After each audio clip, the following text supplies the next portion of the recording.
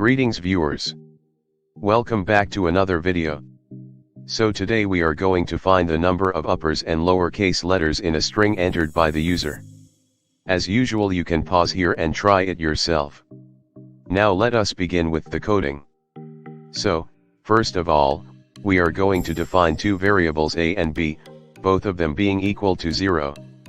Now taking the string as input, we write str equal to input. Enter a string colon. Now we have to check for upper and lowercase letters in the string, so we type for I in str. If I dot is lower empty brackets double equal to true, then a equal to a +1.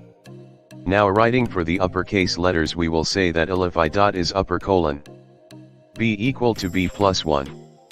So the first part says that if I, which is taking the value of each character in the string str, is in lowercase, then it adds the number of times it occurs to the value of c.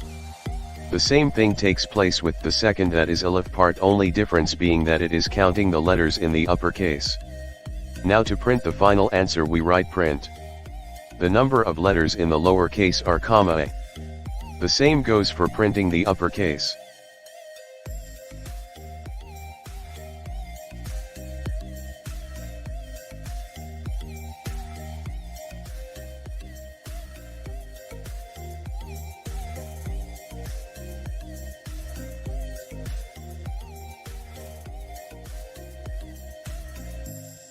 Now if we run the program and type apples are red, it displays the output as 11 and 1 respectively. Therefore the program works fine. So if you liked the video, then hit the like button. If watching my videos for the first time, then subscribe to the channel and set the bell notifications to all, so that you do not miss any of the notifications from the channel.